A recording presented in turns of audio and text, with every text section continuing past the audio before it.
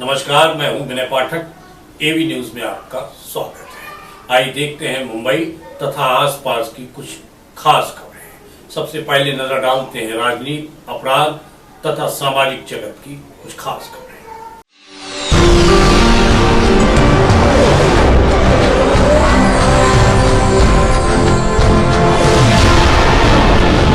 पूर्ति उन्हीं की होती है जो अपने लक्ष्य निर्धारित कर आगे बढ़ते हैं, और जो संकल्प लक्ष्य लेकर आगे बढ़ते हैं उनके सामने सफलता से पहले चुनौतियां भी आकर खड़े हो जाती हैं। इन चुनौतियों से जो पार पा जाते हैं वह लोग ही मंजिल पा लेते हैं। इस क्रम में हम बात करते हैं ऐसी शख्सियत की जो समाज सेवा और राजनीति के दोनों पहलुओं को एक साथ लेकर आगे बढ़ रहा है। उस शख्सियत का नाम है विजय शर्मा, राष्ट्रीय उत्तर भारतीय समाज पार्टी के राष्ट्रीय अध्यक्ष।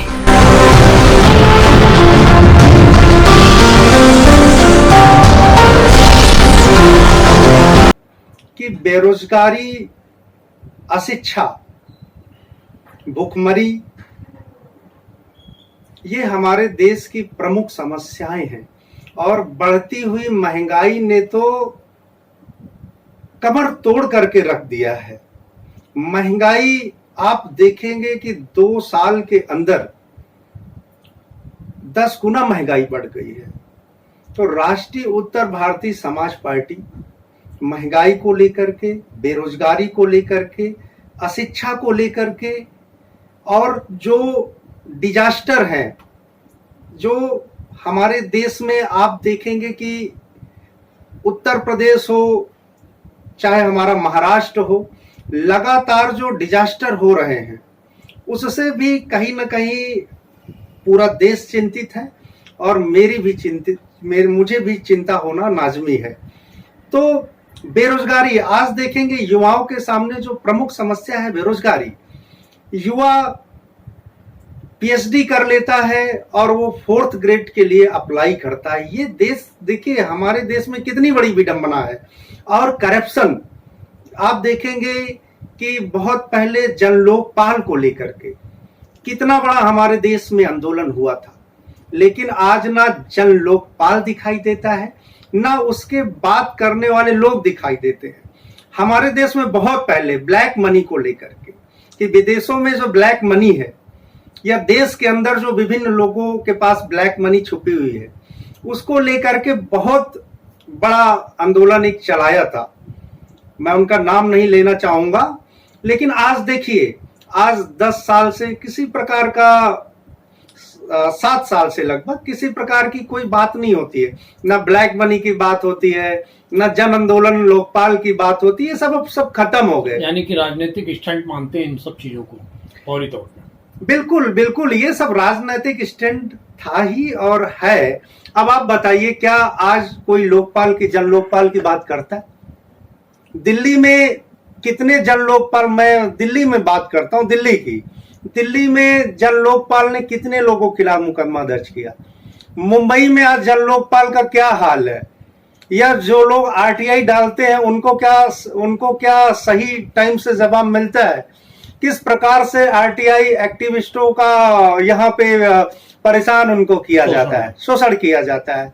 तो समस्याएं दिन प्रतिदिन बढ़ती जा रही है, क्योंकि करप्शन कम होने का नाम नहीं ले रहा है, वो दिन प्रतिदिन अपनी जड़ जमाता जा रहा है। समाज के लोगों के लिए उनकी कार्य तत्परता उनके विचारधारा को दर्शाती है। मानवीय गुणों से भरपूर कुछ कर गुजरने की तमन्ना हमेशा उनके दिल में रहती है। राष्ट्रीय उत्तर भारतीय समाज पार्टी का गठन कर एक नई दिशा देने का प्रयास किया, क्या कहेंगे आप इस पर? देखिए, ऐसा है, मैं आपको बहुत क्लियर बात बताता हूं। आज का जो युवा है वो बहुत ही सेंस वाला युवा है। उसको ये है कि उसका व्यापार कैसे अच्छा चले। उसका युवा है वो सिर्फ और सिर्फ अपने देश को आगे ले जाने के लिए काम करना चाहता है।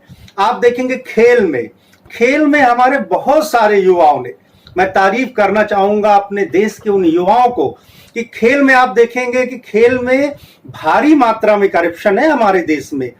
और बहुत सारे दूर दराज में ऐसे युवा हैं जो इतने प्रतिभाशाली हैं कि वो बहुत सारे गोल्ड मेडल देश के लिए ला सकते हैं, लेकिन आज वो भी इसी करप्शन की बलवेदी चढ़ जाते हैं।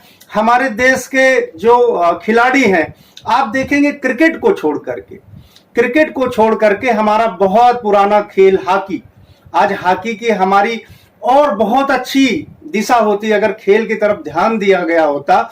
हमारे खिलाड़ियों को आज मूलभूत सुविधाएं मिलती नहीं है, जैसे खेल के क्षेत्र में मूलभूत सुविधाएं नहीं मिलती हैं। चिकित्सा के क्षेत्र में हम विश्वगुरु बन सकते हैं, आपको बताते हैं, चिकित्सा के क्षेत्र में भारत विश्वगुरु बन सकता है। अमेरिका के वाशिंगटन से अच्छे डॉक्टर हमारे मुंबई के हैं। मुंबई के डॉक्टर इंडिया के टॉप 1 डॉक्टर में शुमार रखते हैं।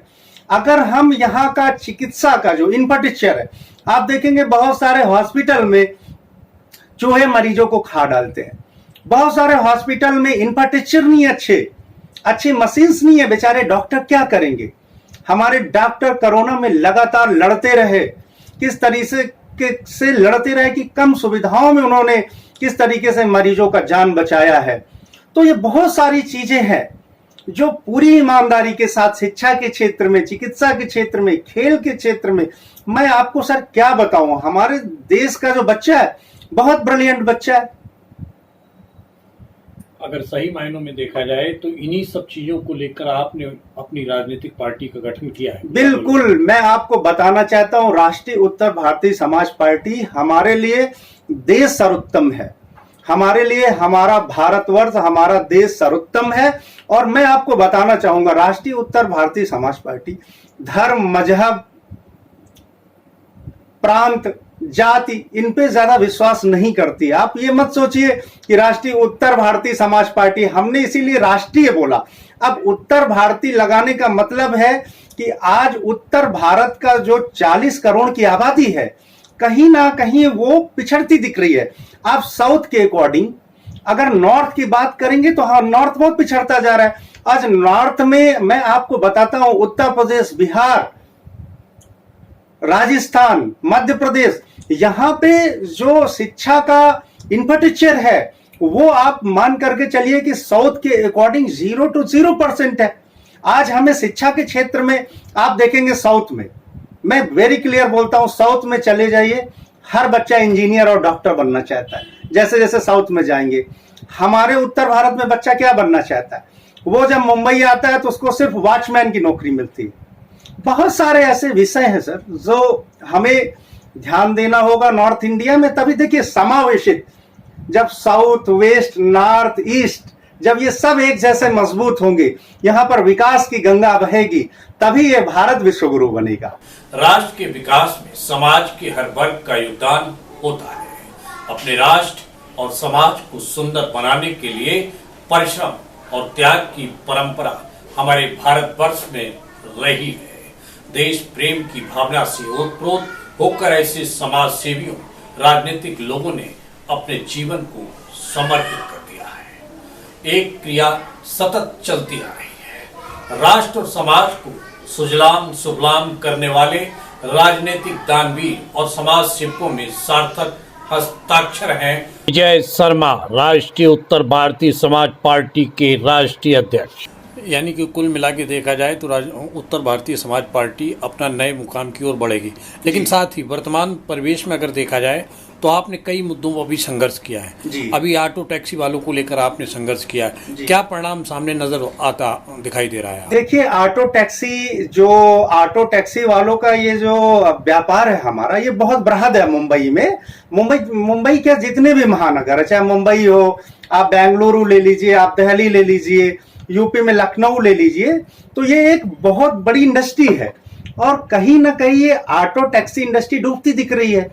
अब देखिए, जब लगातार लॉकडाउन होगा, लॉकडाउन के कारण लोग घर से बाहर नहीं निकलेंगे, तो ऑटो टैक्सी का व्यापार कैसे होगा? आप देखेंगे कि महाराष्ट्र में 18 महीने से बहुत ही सख्त लॉकडाउन है, according to UP and Bihar. UP Bihar में तो फिर भी लोगों को लॉकडाउन से बहुत रियायत दी गई है, लेकिन आप देखेंगे महाराष्ट्र में एक नाम मात्र की रियायत नहीं दी गई। उसका सबसे बड़ा रीजन था कि कोरोना लगातार बढ़ रहा है। इसमें मैं राजनीति नहीं करना चाहता, कोई भी व्यक्ति होगा वो ढीला नहीं देता। कोई भी सरकार होती, मैं महागाड़ी की बात ही नहीं कर रहा, कोई भी सरकार होती वो ऐसा ही सशक्त कदम उठाती, वो बिल्कुल लॉकडाउन में ढीला नहीं देती। लेकिन इसमें प्रश्न चिन्ह है कि अगर आप लॉकडाउन में ढीला नहीं दे रहे हैं तो आपको राहत देनी पड़ेगी, सुविधाएं देनी पड़ेगी। तो इसीलिए मैंने मांग किया था कि ऑटो टैक्सी वालों का 2 लाख रुपए माफ हो। हमने आदरणीय यहाँ के जो ट्रांसपोर्ट मिनिस्टर थे अनिल भाई जी परब, उनसे भी मैंने यही बोला था कि सर ये देखिए 2 लाख रुपए माफ होना चाहिए।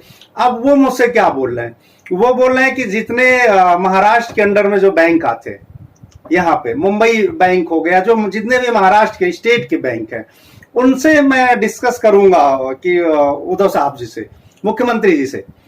लेकिन मैं देखिए यहाँ पे जितने भी ऑटो टैक्सी वाले सब ने प्राइवेट बैंक से लिया है, नेशनलाइज्ड बैंक से बहुत ही कम मात्रा में लोगों ने लिया है। लेकिन अगर प्राइवेट बैंक से लिया है तो प्राइवेट बैंक की लिप्तता यहाँ के नेताओं की भी है।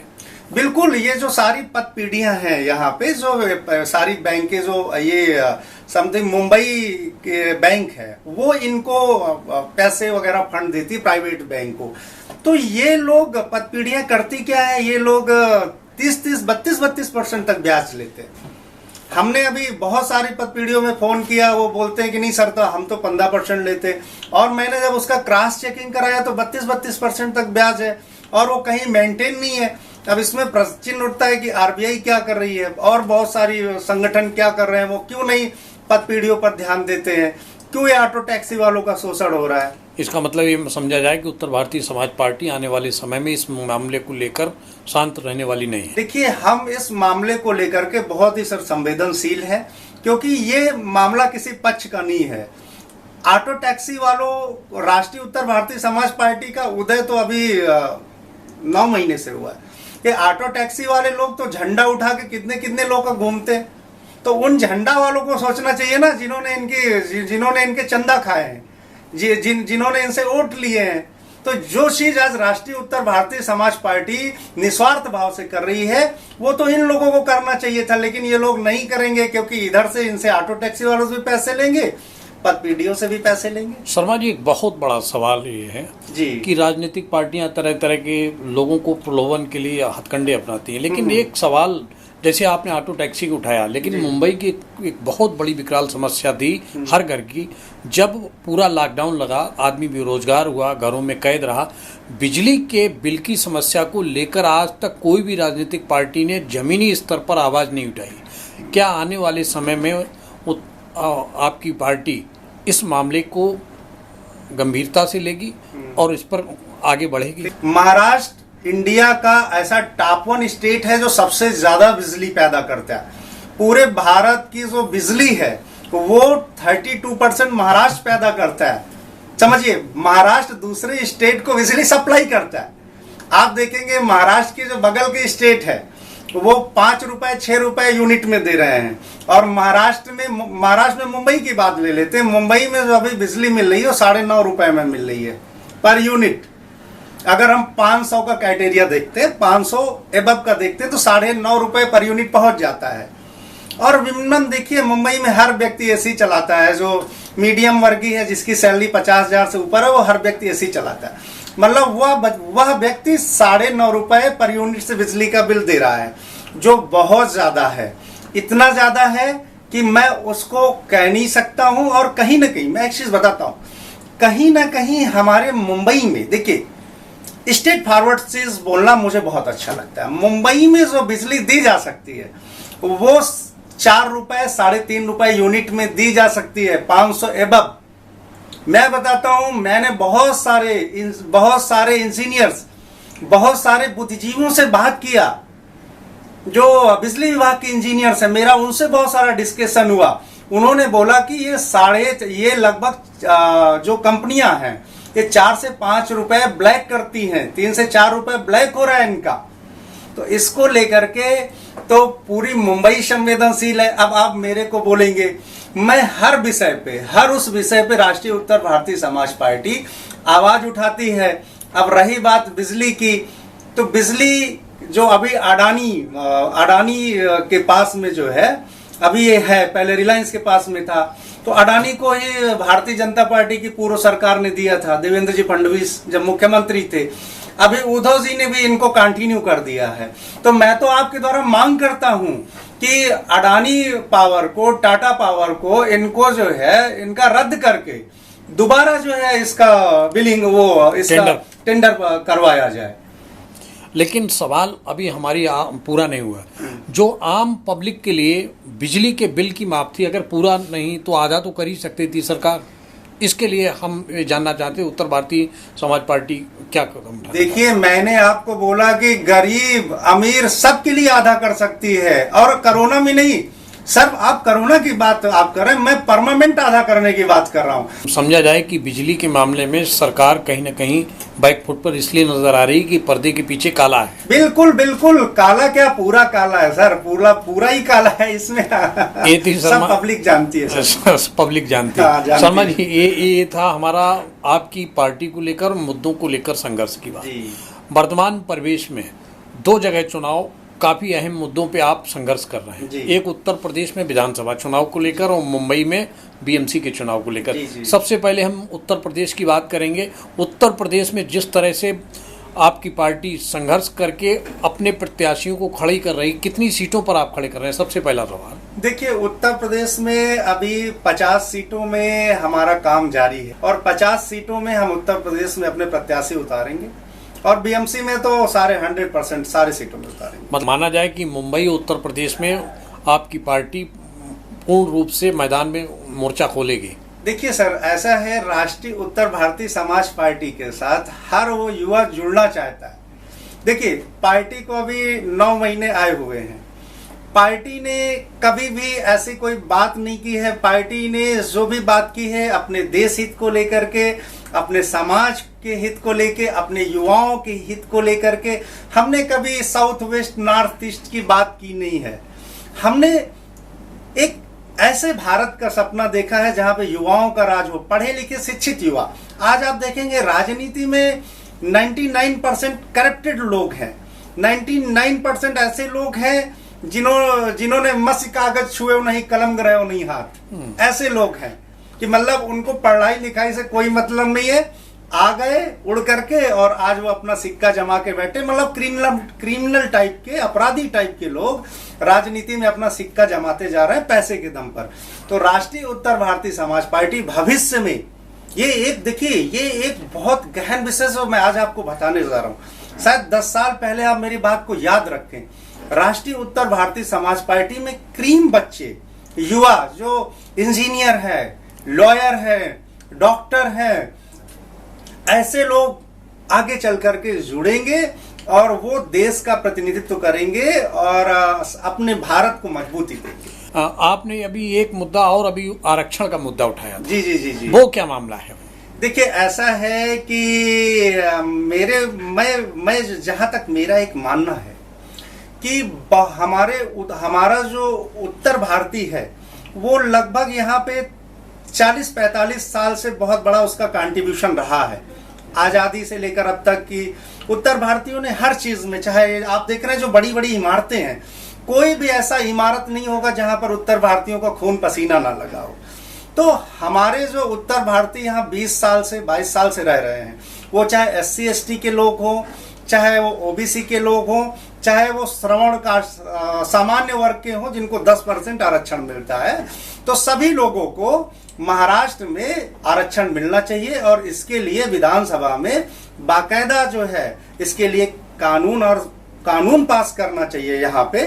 तो मैंने आदरणीय मुख्यमंत्री जी को 3 महीने पहले लेटर लिखा, राज्यपाल जी को लिखा कि हमारा जो उत्तर भारतीय है उसको यहाँ पे रिजर्वेशन मिलना चाहिए कॉन्स्टिट्यूशन के आधार पे। वर्तमान परिवेश में अगर देखा जाए जी, तो उत्तर भारतीय समाज पार्टी से क्यों आदमी जुड़ना चाहेगा और कैसे जुड़ेगा, इसके लिए आप लोगों से क्या? देखिए, राष्ट्रीय उत्तर भारतीय समाज पार्टी युवाओं की पार्टी है, अध्यक्ष भी युवा है, और पार्टी से इसलिए जुड़ना चाहेगा कि पार्टी की विचारधारा देश हित में है। हम युवाओं की बात करते हैं, बेरोजगारी की बात करते हैं, हम कुपोषण के शिकार बच्चों की बात करते हैं, हम अच्छे हेल्थ की बात करते हैं। हम चाहते हैं कि हमारा बच्चा क्रिमिनल ना बने, वो इंजीनियर बने, डॉक्टर बने। और बाकी की पार्टियां क्या कर रही हैं? बाकी की पार्टियां धर्म की बात करती हैं, मजहब की बात करती हैं। तो इसीलिए राष्ट्रीय उत्तर भारतीय समाज पार्टी इन पार्टियों से अलग है, इसीलिए युवा और सारा समाज जुड़ना चाहेगा। कर्म प्रधान विश्व में अपने जीवन के लक्ष्यों के प्रति समर्पित कार्यों से नव सृजन की भावना सब में बलवती है। कुछ लोग इस भावना को साकार करते हैं तो कुछ परिस्थितियों के कारण असफल रह जाते हैं। एबी न्यूज की खबरों का सफरनामा करते हैं समाप्त। विनय पाठक को दीजिए इजाजत। हम फिर मिलते हैं नई खबर नए सफर के साथ। चलते चलते गुजारिश, विनती, अनुरोध, यदि आप हमसे जुड़ा रहना चाहते हैं तो हमारी स्क्रीन पर दिखाए जा रहे नंबर पर सीधे संपर्क कर सकते हैं। हमारा नंबर है 9594239292। साथ ही आपसे विनती, अनुरोध, गुजारिश, हमारे चैनल को लाइक, शेयर, सब्सक्राइब करना ना भूलें। धन्यवाद।